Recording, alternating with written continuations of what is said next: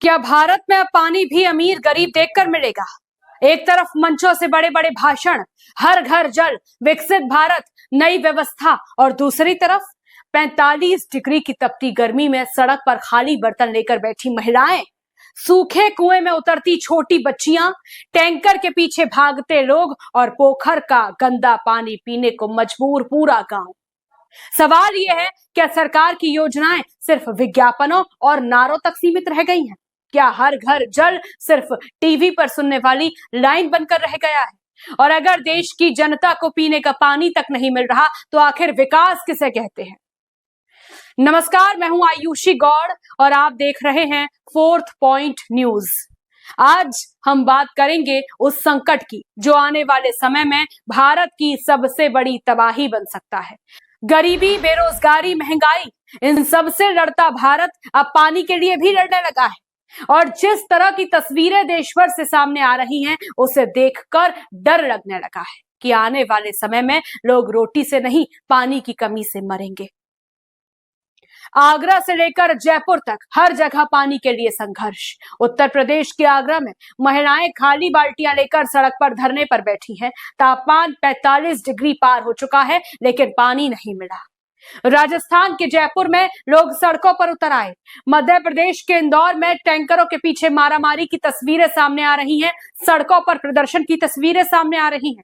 Delhi NCR के कई इलाकों में रात रात भर लोग पानी आने का इंतजार कर रहे हैं, लेकिन नल सूखे पड़े हैं। और सबसे दर्दनाक तस्वीर गांव से आ रही है। कहीं 5 साल की बच्चियां सिर पर घड़े रखकर कई किलोमीटर चल रही हैं, कहीं महिलाएं सूखे कुएं में उतरकर कीचड़ से पानी निकाल रही हैं, और कहीं पूरा परिवार पोखर का गंदा पानी पीने को मजबूर है। सोचिए, ये वही देश है जहां चुनावों में अरबों रुपए खर्च हो जाते हैं, लेकिन जनता को पीने का साफ पानी नहीं मिल पाता। हर घर जल आखिर जमीन पर कहां है? सरकार दावा करती है कि करोड़ों घरों तक पानी पहुंचाया जा रहा है। हर साल योजनाओं के नाम पर हजारों करोड़ रुपए खर्च होने की बातें होती हैं, लेकिन अगर योजनाएं सफल हैं, तो फिर देश भर में पानी को लेकर प्रदर्शन क्यों हो रहे हैं?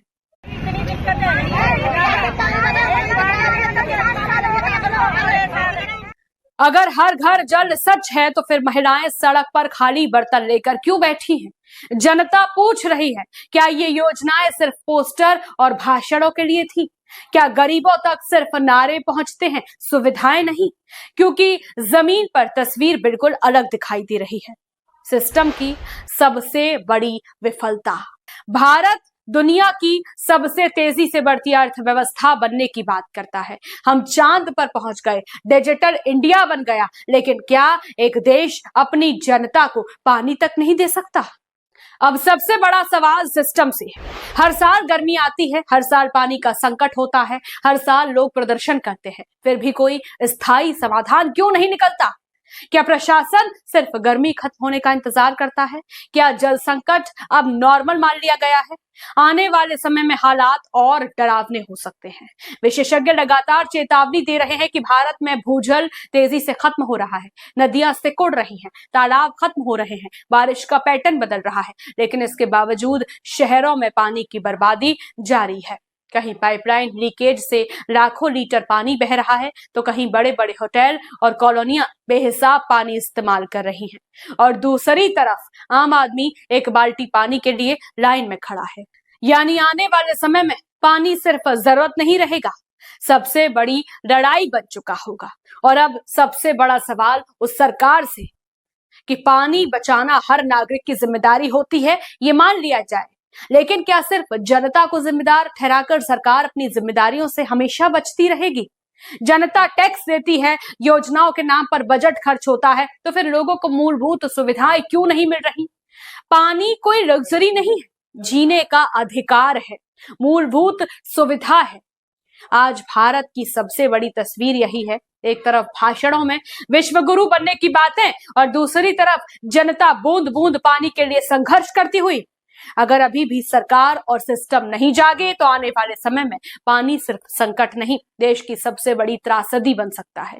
क्योंकि अब सवाल सिर्फ प्यास का नहीं, पूरे सिस्टम की नाकामी का है। आपको क्या लगता है? क्या कुंभकर्णीय नींद से सोई हुई सरकार को अब जगाने का समय आ गया है? अपनी राय कमेंट करके जरूर बताएं और जुड़े रहें फोर्थ पॉइंट न्यूज के साथ। नमस्कार।